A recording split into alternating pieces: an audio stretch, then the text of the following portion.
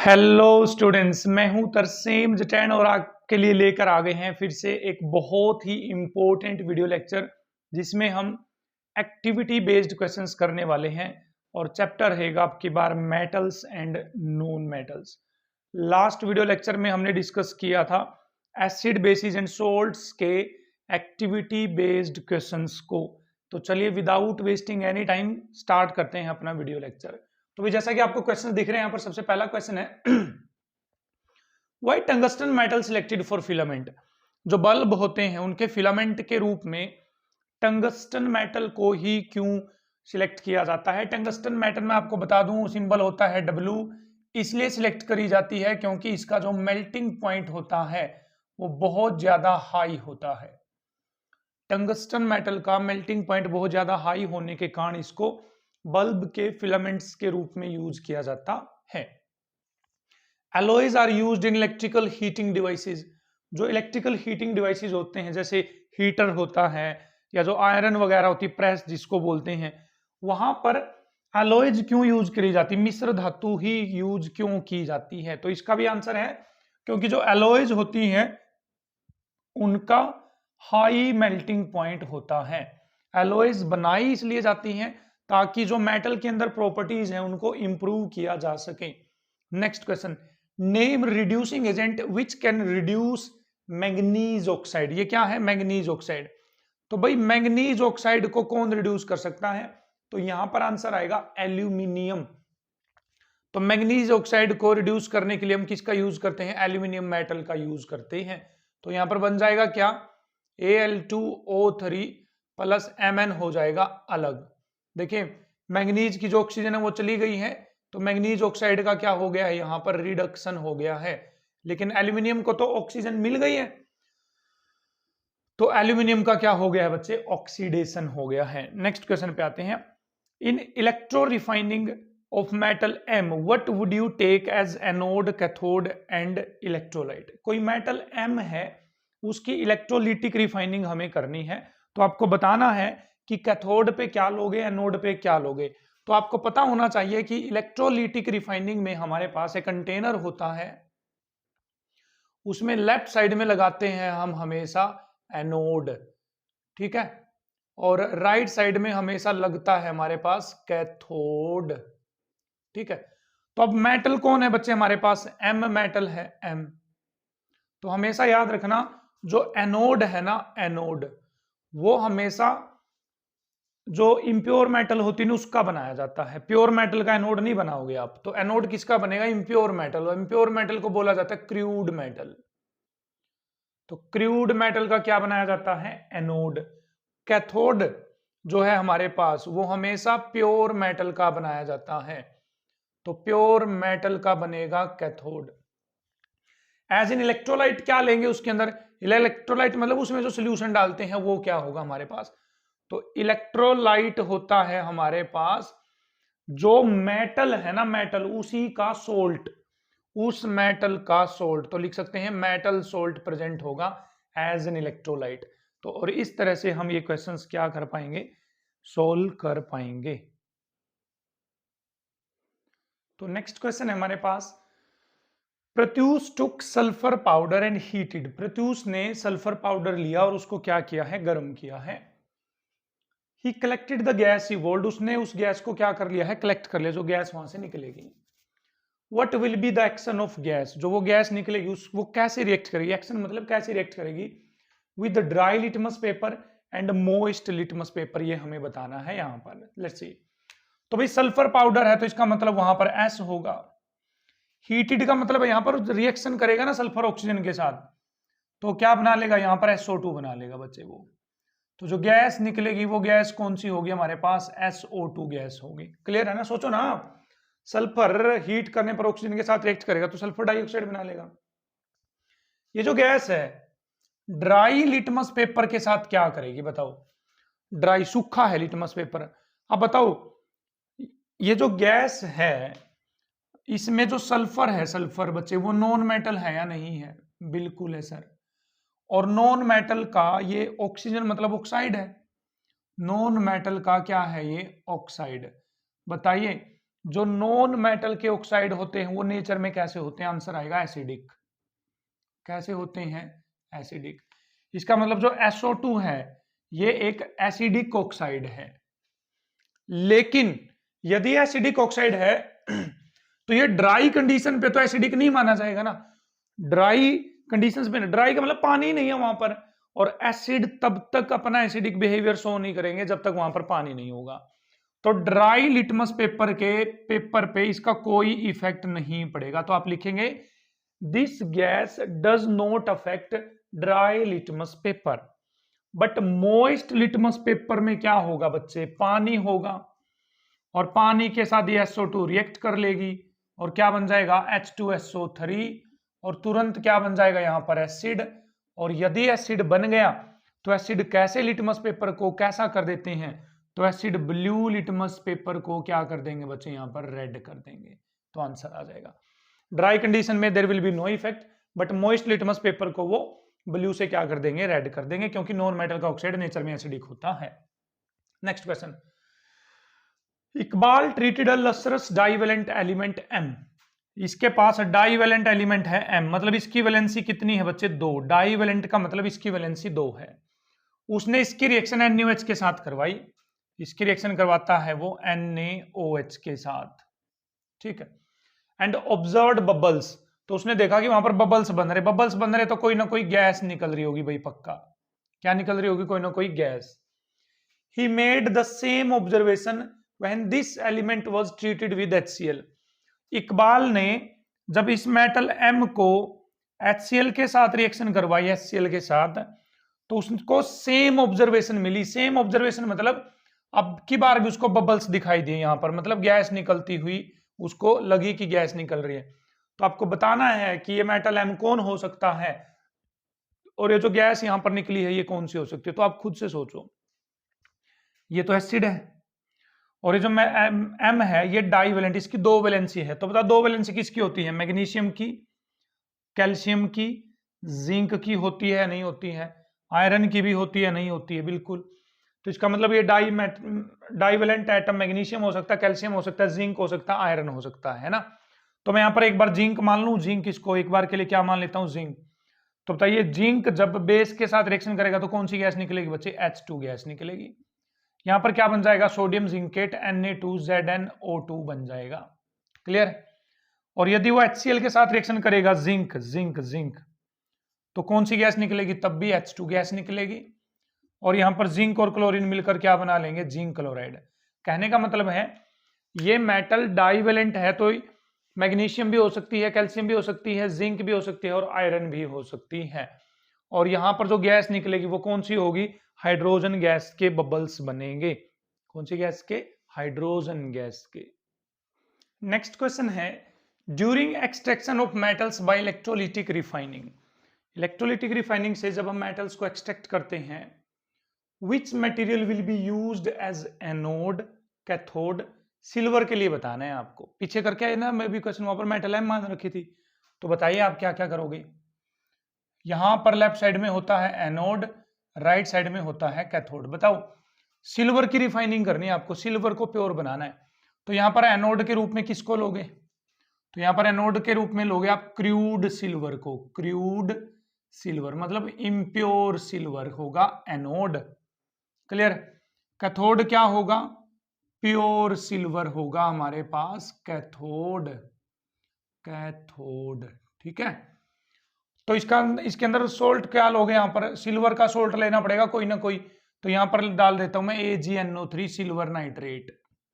क्या डाल देता हूं? Silver nitrate. जनरली ऐसा सोल्ट लेना होता है जो वाटर सोल्यूबल होता है। तो नाइट्रेट जो होते हैं, जिनके पीछे नाइट्रेट होता है, वो वाटर सोल्यूबल सोल्ट होते हैं। क्लियर? नेक्स्ट क्वेश्चन पे आते हैं। Metals react with mineral acid. Mineral acid होते हैं बच्चे, जैसे हमारे पास HCl है, H2SO4 है, ये सब। तो इनके साथ जब मेटल रिएक्ट करती हैं, हाइड्रोजन गैस इज रिलीज्ड। कौन सी गैस रिलीज होती है? Hydrogen gas. ये तो पता है हमें। जैसे जिंक और HCl की रिएक्शन यदि मैं करवाऊं तो क्या बन जाएगा? यहां पर ZnCl2, और पॉप साउंड के साथ कौन सी गैस रिलीज हो जाएगी? H2 gas. लेकिन लिख रहे क्या ये?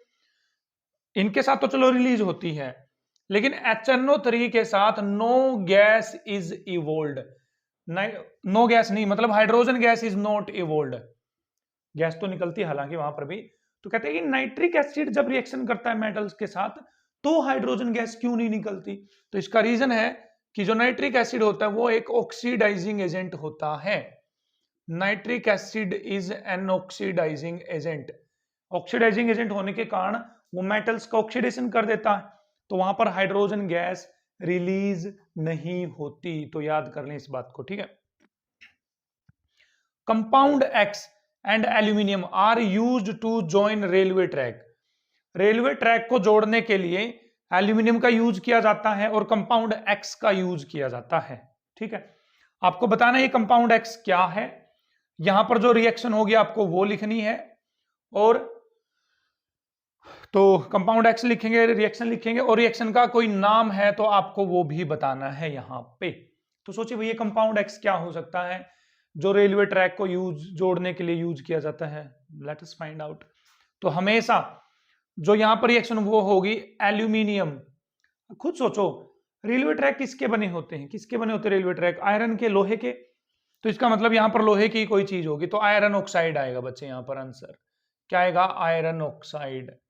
तो ये जो X है ना, ये कौन है? आयरन ऑक्साइड है, Fe2O3 है।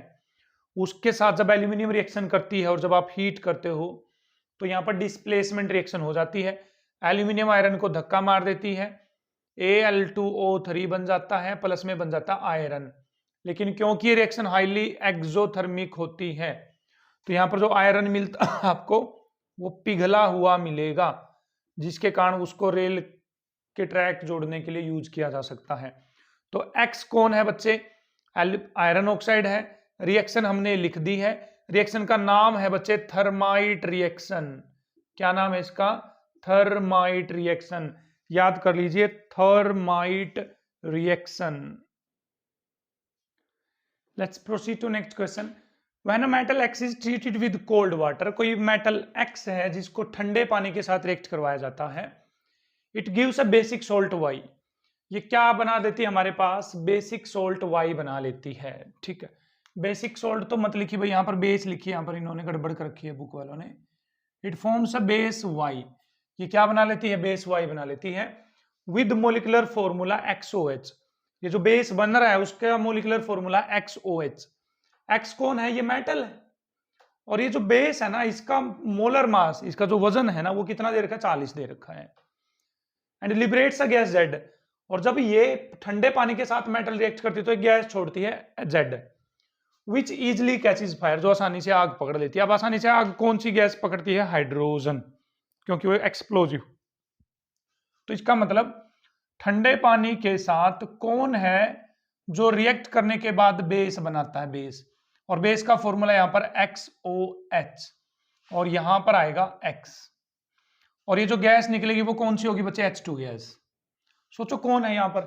है तो कोई ना कोई मेटल, है तो कोई ना कोई मेटल। अब ये मेटल कौन सी हो सकती है? क्या ये सोडियम पोटेशियम है? क्या ये सोडियम है? क्या ये कैल्शियम है? क्योंकि तीनों ही ठंडे पानी के साथ रिएक्ट कर लेती हैं। तो ये कैसे पता चलेगा? ये पता चलेगा इसके मोलर मास से। इसका मोलर मास कितना दे रखा है? 40 दे रखा है। यदि मैं यहां पर पोटेशियम रख देता हूं K, तो इसका चेक करो मास 40 आएगा नहीं आएगा? पोटेशियम कौन से नंबर पे आती है? 19वें नंबर पे। तो 40 तो पोटेशियम का ही मास होता है, लियो पोटेशियम का, तो इसका तो मास 40 से ज्यादा आएगा। अब यहां पर Na रख के देखो, Na रखने पे Na का मास होता है 23, ऑक्सीजन का 16, 39 और एक 40। तो इसका मतलब ये मेटल कोई और नहीं है बच्चे, सोडियम है। कौन है ये मेटल? सोडियम। तो आंसर आ गया झट से, खटैक। बस next question. The following reaction takes place when aluminium powder is heated with MnO2। जब एल्यूमिनियम की रिएक्शन MnO2 से करवाते हैं तो ये नीचे लिखी गई रिएक्शन होती है। क्या आपको बताना है इसमें क्या एल्यूमिनियम का यहां पर रिडक्शन हुआ है? देखो, इज एल्यूमिनियम गेटिंग रिड्यूस्ड, क्या एल्यूमिनियम का रिडक्शन हुआ है? तो चेक करिए, यह एल्यूमिनियम से बन गया Al2O3। देखो एल्यूमिनियम को ऑक्सीजन मिल गई, एल्यूमिनियम को ऑक्सीजन मिल गई, तो एल्यूमिनियम का तो बच्चे ऑक्सीडेशन हुआ है। क्या हुआ है? ऑक्सीडेशन। इन्होंने क्या रखा है? रिड्यूस्ड, तो ये गलत है। तो आप लिखोगे कि एल्यूमिनियम का ऑक्सीडेशन हुआ है। इज MnO2 गेटिंग ऑक्सीडाइज्ड, क्या MnO2 का ऑक्सीडेशन हुआ है? सोचो, MnO2 की तो ऑक्सीजन चली गई, देखो Mn बन गया, इसकी ऑक्सीजन चली गई, ऑक्सीजन का चला जाना क्या कहलाता है? रिडक्शन। तो ये भी गलत है, नहीं, MnO2 का क्या हुआ है? रिडक्शन हुआ है। तो इन दोनों स्टेटमेंट को क्या करिए? करेक्ट करिए और पहचानिए किसका ऑक्सीडेशन हुआ, किसका रिडक्शन हुआ। चलिए देखते हैं नेक्स्ट क्वेश्चन को। A metal exist as a liquid at room temperature. कोई मेटल है जो रूम टेम्परेचर पे लिक्विड है। ऐसी कौन सी मेटल है जो रूम टेम्परेचर पे लिक्विड है? तो आंसर आएगा मरकरी। क्या आंसर आएगा? मरकरी बच्चे। तो मेटल तो है, मरकरी मिल गई है। Is obtained by heating it's sulphide. तो मरकरी के सल्फाइड का फॉर्मूला देखिए क्या होता है, वो होता है बच्चे HgS। क्या होता है? HgS, मरकरी के सल्फाइड का फॉर्मूला। इसको हीट करेंगे आप इन प्रेजेंस ऑफ एयर, तो एयर की प्रेजेंस में, तो मतलब ऑक्सीजन की प्रेजेंस में। तो याद करिए भाई रोस्टिंग और कैल्सिनेशन को। यस यस यस, याद करिए रोस्टिंग और कैल्सिनेशन को। रोस्टिंग में क्या होता था? सल्फाइड और को ऑक्सीजन की प्रेजेंस में हीट करते थे, तो क्या बनेगा? देखिए सल्फर है, ऑक्सीजन है, तो क्या बनेगी बच्चे? SO2 गैस प्लस जो मरकरी है इसका ऑक्साइड बन जाएगा और वो बन जाएगा HgO। क्या बन जाएगा? मरकरी का ऑक्साइड हमारे पास HgO बन जाएगा। तो ये कौन सा प्रोसेस है हमारे पास? रोस्टिंग का प्रोसेस है बच्चे। किसका प्रोसेस है हमारे पास? ये रोस्टिंग का प्रोसेस है। क्लियर है? ठीक। तो a metal exist as a liquid at room temperature, वो थी mercury. Is obtained by heating it sulphide ore. Sulphide ore को क्या करता है? हीट करना है। तो सल्फाइड ओर को हीट करोगे तो SO2 बनेगी और HgO बन जाएगा। ठीक है। HgO की या तो आप करवा दो रिडक्शन, तो रिडक्शन करवाने पर यहां पर क्या मिल जाएगा आपको? मरकरी। या इसको और भी ज्यादा हीट करो तो मरकरी अलग हो जाएगा और ऑक्सीजन क्या हो जाएगी? अलग हो जाएगी। तो ये प्रोसेस है रोस्टिंग। रोस्टिंग रोस्टिंग और कैल्सिनेशन होते हैं दो प्रोसेस। नेक्स्ट पे आते हैं। A non metal A is an important constituent of our food. Non metal A जो है वो हमारे खाने के अंदर, फूड के अंदर बहुत ज्यादा मात्रा में पाया जाता है। Forms 2 oxide. इस ए के 2 ऑक्साइड हैं। कितने ऑक्साइड हैं बच्चे? इस ए के 2 ऑक्साइड। कौन से? कौन 2 ऑक्साइड? कौन से? एक तो है बी और दूसरा है सी। B is toxic. जो बी है ये जहरीला ऑक्साइड है, टॉक्सिक। और जो सी है वो ग्लोबल वार्मिंग कोज करता है। सी को क्या कोज करता है? Global warming. मतलब जो धरती का टेम्परेचर बढ़ रहा है वो सी के कारण बढ़ रहा है। ठीक। तो सोचो खुद से कौन हो सकता है ये ए नॉन मेटल, ये क्या हो सकती है? और ये टॉक्सिक कौन होता है? ग्लोबल वार्मिंग कौन कोज करता है? सोचो सोचो। ग्लोबल वार्मिंग कोज करती है CO2 गैस। तो ये तो है हमारे पास CO2 गैस, कार्बन डाइऑक्साइड। और टॉक्सिक जहरीली गैस होती है कार्बन मोनोऑक्साइड, CO। कौन सी गैस जहरीली होती है? कार्बन मोनोऑक्साइड, CO टॉक्सिक होती है। तो बताओ ये भी ऑक्साइड है, ये भी ऑक्साइड है, तो ये किसके ऑक्साइड है? दोनों के दोनों कार्बन के। तो इसका मतलब ए कौन है बच्चे? यहां पर कार्बन। तो कार्बन के 2 ऑक्साइड होते हैं, carbon monoxide that is CO, carbon dioxide that is CO2। CO is toxic and CO2 is global warming cause करने वाला। नेक्स्ट क्वेश्चन है, give reaction involved during extraction of zinc from its ore by roasting and calcination. Zinc के ore हैं, वहां से आपको zinc निकालनी है रोस्टिंग के प्रोसेस से और कैल्सिनेशन के प्रोसेस से, और दोनों के लिए आपको केमिकल रिएक्शन लिखनी है। तो रोस्टिंग बेसिकली कहां होती है? जहां पर सल्फाइड ओर होता है। और कैल्सिनेशन कहां होती है? जहां पर कार्बोनेट ओर होता है। ठीक है। तो जिंक का जो सल्फाइड ओर है वो होता है बच्चे जिंक सल्फाइड। हमेशा देखो रोस्टिंग में, किसमें? रोस्टिंग में। देखो ओ आ गया ना वर्ड, ओ का मतलब ऑक्सीजन की प्रेजेंस में हीट किया जाएगा। और यहां कार्बोनेट और लेना पड़ेगा ना, तो जिंक कार्बोनेट ले लेता हूं मैं, जिंक कार्बोनेट। यहां पर वर्ड क्या आया? ए मतलब एब्सेंस ऑफ ऑक्सीजन, तो यहां सीधा गर्म करना पड़ेगा आपको। तो यहां पर भी जिंक का ऑक्साइड बनेगा, जिंक ऑक्साइड। यहां पर भी जिंक का ऑक्साइड बनेगा, जिंक ऑक्साइड। लेकिन यहां पर गैस निकलेगी SO2, सल्फर डाइऑक्साइड। यहां गैस निकलेगी CO2 that is carbon dioxide. और इस तरह से हम रोस्टिंग और कैल्सिनेशन कर पाएंगे, किसकी? जिंक के ओर की। ठीक है। Next, a metal M does not liberate hydrogen. कोई मेटल M है, ये हाइड्रोजन को लिबरेट नहीं करती, मतलब हाइड्रोजन नहीं निकलती इसकी रिएक्शन के बाद। तो इसका मतलब ये जो मेटल M है ये हाइड्रोजन से लेस रिएक्टिव है बच्चे। क्या हाइड्रोजन से लेस रिएक्टिव। अभी कौन सी मेटल हो सकती है हमें तो नहीं पता, स्टेटमेंट पढ़नी पड़ेगी आगे। एसिड में से ये हाइड्रोजन गैस नहीं निकालती है, इसका मतलब ये लेस रिएक्टिव है किससे, हाइड्रोजन से, बट रिएक्ट्स विद ऑक्सीजन, लेकिन ऑक्सीजन के साथ ये रिएक्ट कर लेती है to give a black coloured product, काले रंग का प्रोडक्ट बना लेती है। बताइए ऑक्सीजन के साथ रिएक्ट करने के बाद कौन सी मेटल ऐसी है जो काले रंग की हो जाती है, तो वो है बच्चे कॉपर। कौन है, कॉपर, याद रखिए आप, क्योंकि कॉपर जब ऑक्सीजन के साथ रिएक्ट करती है तो कॉपर ऑक्साइड बनता है जो ब्लैक कलर का होता है। कैसे कलर का होता है, ब्लैक कलर का। तो इसका मतलब ये जो मेटल M है ये कोई और नहीं, ये कॉपर है। ये हाइड्रोजन को डिस्प्लेस नहीं कर सकती एसिड में से क्योंकि हाइड्रोजन से लेस रिएक्टिव है। चलिए देखते हैं नेक्स्ट क्वेश्चन क्या है। Reactivity of aluminium decreases if it is dipped in HNO3। यदि एल्यूमिनियम को नाइट्रिक एसिड में हम रख देते हैं थोड़ी देर के लिए तो उसकी जो रिएक्टिविटी, रिएक्शन करने की टेंडेंसी वो कम क्यों हो जाती है, क्योंकि HNO3 एक ऑक्सीडाइजिंग एजेंट होता है।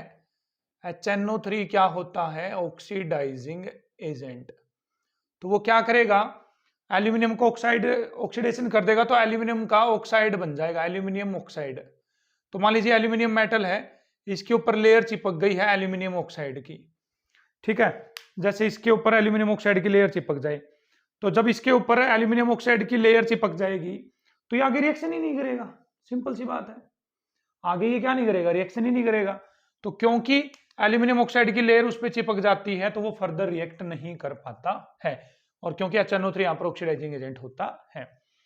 Carbon can not reduce oxides of sodium and magnesium, मतलब Na2O या मैग्नीशियम ऑक्साइड की रिएक्शन आप यदि कार्बन से करवाते हो तो यहां पर रिएक्शन नहीं होती है, नहीं होगी। क्यों, क्योंकि सोडियम और मैग्नीशियम बहुत ज्यादा रिएक्टिव मेटल हैं। सोडियम और मैग्नीशियम बहुत ज्यादा रिएक्टिव मेटल होने के कारण कार्बन इनको यहां से डिस्प्लेस नहीं कर पाएगा। Next, NaCl is not conductor of electricity in solid state. जैसे NaCl है, ये Na है और ये Cl है, ये सॉलिड स्टेट में है, सॉलिड में, तो इलेक्ट्रिसिटी को कंडक्ट नहीं करेंगे। क्यों नहीं करेंगे, क्योंकि सॉलिड स्टेट में ये आयंस फ्री नहीं है मूव करने के लिए। इलेक्ट्रिसिटी को कंडक्ट कब किया जाएगा, जब ये आयंस फ्री हो मूव करने के लिए, इधर भाग जाए ये इधर भाग जाए, ऐसे तभी करेंगे ना। लेकिन सॉलिड स्टेट में these ions are not free to move, hence NaCl does not conduct electricity in solid state. लेकिन मोल्टन स्टेट में या पानी के अंदर जब आप उसको डाल दोगे तो इलेक्ट्रिसिटी को कंडक्ट करेगा, क्योंकि आयंस फ्री हो जाते हैं मूव करने के लिए। Iron articles are galvanised. Iron articles क्या होते हैं, आयरन से बनी हुई चीजें जो होती हैं उनको आसानी से जंग लग जाता है, रस्ट हो जाता है उनके ऊपर, ठीक है।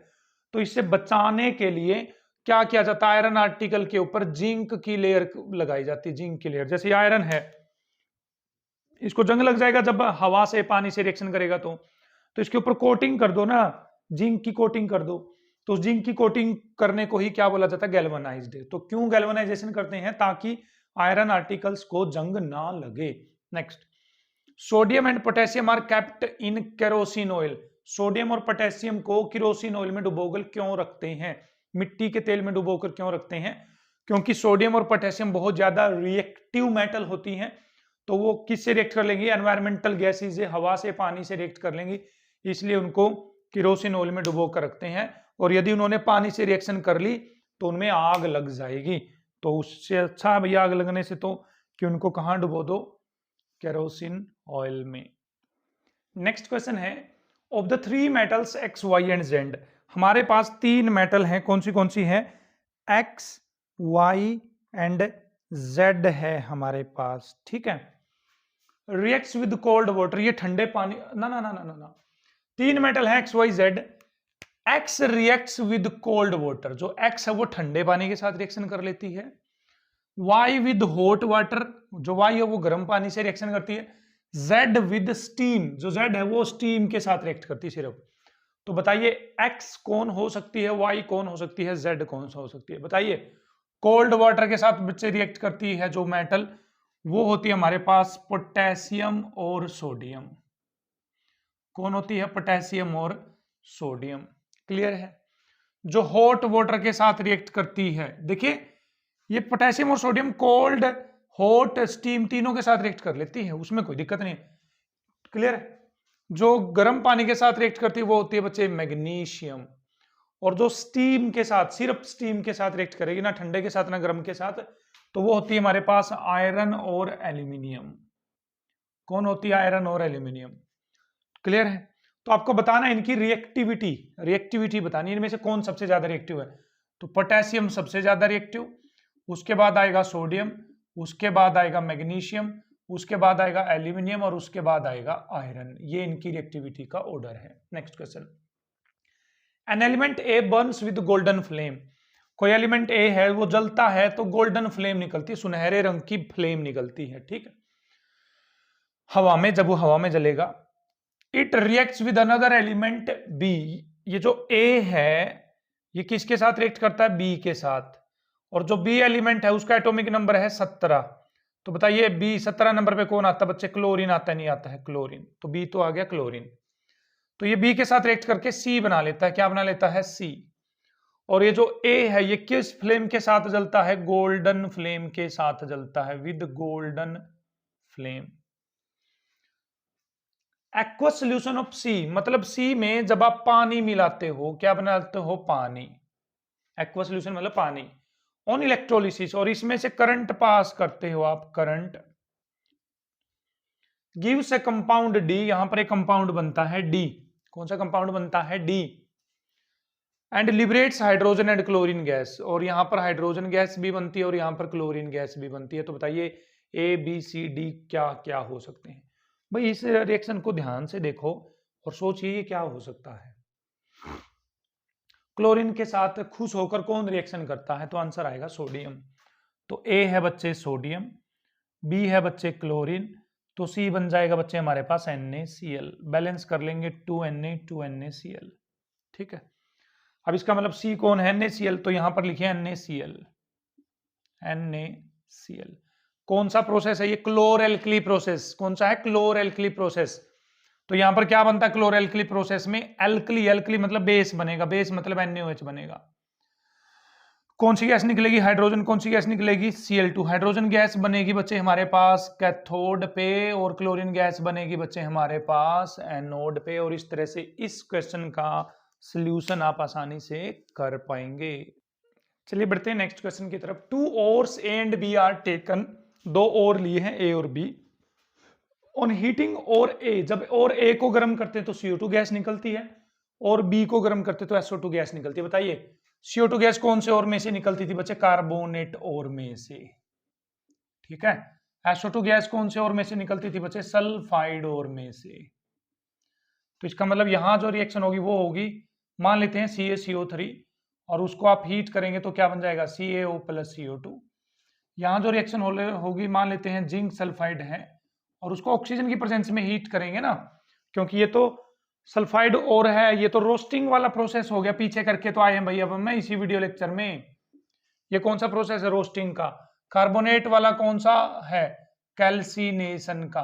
तो बच्चे यहां पर क्या होगा? जिंक ऑक्साइड और प्लस में कौन सी गैस निकलेगी? SO2।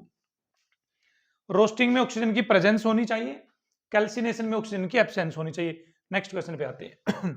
आपको ये ऑब्जर्वेशन टेबल बनाकर दे रखी है। ए मेटल को आयरन सल्फेट में डाला गया तो कोई रिएक्शन नहीं हुई, लेकिन कॉपर सल्फेट में वहां पर डिस्प्लेसमेंट रिएक्शन हो जाती है। कौन सी हो जाती है? डिस्प्लेसमेंट रिएक्शन हो जाती है। जिंक सल्फेट का हमें पता नहीं है, AgNO3 का हमें पता नहीं है। फिर इस तरह से बी की दे रखी है, वो आयरन सल्फेट में डिस्प्लेसमेंट रिएक्शन कर देती है। कॉपर सल्फेट का पता नहीं है, जिंक सल्फेट को नहीं डिस्प्लेस कर पाती, AgNO3 का भी नहीं पता हमें, ठीक। तो इन सारा डेटा को आप ध्यान से देख लीजिए एक बार। सी है जो ना आयरन को डिस्प्लेस कर पाती, ना कॉपर को, ना जिंक को, लेकिन सिल्वर को डिस्प्लेस कर पाती है वो सिर्फ। किसको? सिर्फ सिल्वर को। डी किसी को भी डिस्प्लेस नहीं कर सकती, ठीक है। No no no no. तो आपको इन क्वेश्चंस के आंसर देखने हैं, देने ऊपर वाली टेबल को देखकर। पहला, मोस्ट एक्टिव मेटल कौन सी है इनमें से? सबसे ज्यादा रिएक्टिव मेटल कौन सी है? देखो खुद से सोचो, अब बताओ। यहां पर इनमें से सबसे ज्यादा रिएक्टिव कौन है? आयरन में से, कॉपर में से, जिंक में से, सिल्वर में से। तो आंसर आएगा जिंक सबसे ज्यादा रिएक्टिव होता है, उसके बाद आएगा आयरन, उसके बाद आएगा कॉपर, उसके बाद आएगा सिल्वर। ये रिएक्टिविटी ऑर्डर होता है भाई। आप रिएक्टिविटी सीरीज आकर देख लीजिए, पेपर में वो काम आएगी। क्या होता है, ये रिएक्टिविटी ऑर्डर होता है। अब बताओ, देखो जिंक को तो कोई भी डिस्प्लेस नहीं कर रही, ना ये कर रही, ना ये कर रही, ना ये कर रही, है ना। तो अब किसके बेस पे आप सबसे ज्यादा रिएक्टिव देखोगे? आयरन के बेस पे ना। आयरन को जो डिस्प्लेस कर रही है वो सबसे ज्यादा रिएक्टिव है। कौन कर रही है? बी। आयरन को देखो डिस्प्लेस, तो ये आंसर आएगा इसका बी, सबसे ज्यादा रिएक्टिव मेटल है। B is added to copper sulphate. B को यदि आप कॉपर सल्फेट सोल्यूशन में ऐड करोगे तो क्या होगा, इसलिए इन्होंने यहां पर लाइन लगा रखी है, आंसर नहीं दे रखा, हमसे पूछा गया है। बी को कॉपर सल्फेट में डालोगे तो क्या होगा, आप खुद सोचो। बी जब आयरन को डिस्प्लेस कर रही है तो कॉपर तो आयरन से पीछे आता है, तो पक्का कॉपर को भी डिस्प्लेस कर देगी। तो यहां पर आंसर आएगा कि यहां पर डिस्प्लेसमेंट रिएक्शन होगी। क्या होगी? डिस्प्लेसमेंट रिएक्शन होगी। नेक्स्ट बताइए, इनमें से रिएक्टिविटी ऑर्डर क्या है? सबसे ज्यादा रिएक्टिव कौन, उससे कम कौन, उससे कम, उससे कम कौन? तो सबसे ज्यादा रिएक्टिव देखो कौन है, तो आंसर आया बी। ठीक है, बी से कम रिएक्टिव कौन है? देखो बी से कम रिएक्टिव है जो किसको डिस्प्लेस कर रही है? कॉपर को डिस्प्लेस कर रही है बच्चे। किसको? कॉपर को। तो आंसर आ जाएगा ए। ए। फिर जो सिल्वर को डिस्प्लेस कर रही है, कौन है कर रही है? सी। तो सी। तो सबसे कम रिएक्टिव कौन है बच्चे? डी, क्योंकि डी तो किसी को भी डिस्प्लेस नहीं कर रही, तो ये ऑर्डर आ जाएगा। बी सबसे ज्यादा रिएक्टिव, डी सबसे कम रिएक्टिव है हमारे पास। Which container can be use to store zinc sulphate and silver nitrate? Zinc sulphate को और सिल्वर नाइट्रेट को स्टोर करने के लिए इनमें से किस मेटल का कंटेनर ले सकते हो आप? तो आप उस मेटल का कंटेनर लेंगे जो मेटल ना तो इसको डिस्प्लेस कर सकती, ना इसको, सिल्वर को डिस्प्लेस कर सकती। बताओ कौन है मेटल जो ना जिंक को डिस्प्लेस कर सकती ना सिल्वर को? तो आंसर आएगा बच्चे डी। क्या आंसर आएगा? डी। तो यहां पर सबसे कम रिएक्टिव मेटल लोगे ना, तो क्या आंसर आ जाएगा? डी। देख लीजिए एक बार वीडियो को पॉज करके कि क्वेश्चन कैसे हुआ है। नेक्स्ट क्वेश्चन है, the electronic configuration of two elements A and B are 281 and 287। दो एलिमेंट है ए और बी, उनकी इलेक्ट्रॉनिक कॉन्फ़िगरेशन है 281 और 287। तो बोलिए 281 कौन है बच्चे? सोडियम। और 287 कौन है बच्चे? क्लोरीन। ठीक है, फिर कहते हैं कि सोडियम और क्लोरीन यदि आपस में रिएक्शन करेंगे, क्या करेंगे? आपस में रिएक्शन, तो वो किस तरह की रिएक्शन होगी हमारे पास? टाइप ऑफ रिएक्शन नहीं भाई, यहां पर बॉन्ड आएगा, सॉरी, टाइप ऑफ बॉन्ड। मतलब यदि सोडियम और क्लोरीन आपस में बॉन्ड बनाएंगे तो किस टाइप का बॉन्ड बनेगा? तो बोलिए, सोडियम इलेक्ट्रॉन क्या करेगा? लॉस तो बना लेगा Na+, और क्लोरीन वो इलेक्ट्रॉन ले लेगा तो बना लेगा Cl-। फिर Na+ और Cl- में अट्रैक्शन होकर क्या बनेगा? NaCl बनेगा। तो ऐसे बॉन्ड को जहां पर प्लस और माइनस में अट्रैक्शन होने से बॉन्ड बनते हैं, तो ऐसे बॉन्ड को बच्चे आयनिक बॉन्ड बोला जाता है। तो इनके बीच में कौन से बॉन्ड बनेंगे? Ionic bond. और इस तरह से जो NaCl बनेगा ये क्या होगा हमारे पास? आयनिक कंपाउंड होगा। क्या होगा? Ionic compound. टू प्रॉपर्टीज, तो आयनिक कंपाउंड की आपको दो प्रॉपर्टीज बतानी है। पहली है इनका melting point and boiling point क्या होता है बच्चे? हाई होता है। Melting point and boiling point क्या होता है? हाई। दूसरा है ये इलेक्ट्रिसिटी के कंडक्टर होते हैं। इलेक्ट्रिसिटी के कंडक्टर होते हैं, लेकिन किस स्टेट में? मोल्टन स्टेट में, सॉलिड स्टेट में नहीं, पीछे करके आए थे। ठीक है, ये इनकी कैरेक्टरिस्टिक आप बता सकते हैं आसानी से। How is copper obtained from Cu2s? आपके पास Cu2s है, इससे कॉपर कैसे बनाओगे आप? तो पहले तो देखिए इसके पीछे क्या है? सल्फर। तो इसका मतलब ये सल्फाइड ओर है बच्चे। क्या है? सल्फाइड ओर है। ठीक है, तो सल्फाइड ओर के लिए क्या करवानी पड़ती है? रोस्टिंग। रोस्टिंग। और O मीन्स ऑक्सीजन की प्रेजेंस लीजिए और क्या कर दीजिए? गर्म। तो कॉपर और ऑक्सीजन क्या बन जाएगा? Cu2O। और यहां पर S और O मिलकर क्या बना लेंगे? SO2 बना लेंगे बच्चे। क्या बना लेंगे? SO2। अब यहां पर कॉपर ऑक्साइड आ गया है, इसकी क्या करवा दीजिए? रिडक्शन। तो आपको क्या मिल जाएगा? कॉपर। मतलब रिडक्शन मतलब ऑक्सीजन हटा दीजिए तो क्या मिल जाएगा? कॉपर। और इस तरह से आप Cu2S से क्या बना सकते हो? कॉपर बना सकते हो। तो यहां पर लगभग मोस्टली जो एक्टिविटी बेस्ड क्वेश्चन है कंप्लीट होते हैं। आई होप आपको वीडियो लेक्चर अच्छा लगा होगा। पीछे के वीडियो लेक्चर भी आपको बहुत अच्छे आई होप की लगे होंगे।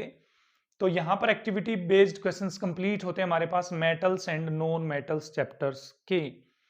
तो आप ध्यान रखिए, यहां से क्वेश्चन और आ सकता है इस चैप्टर में।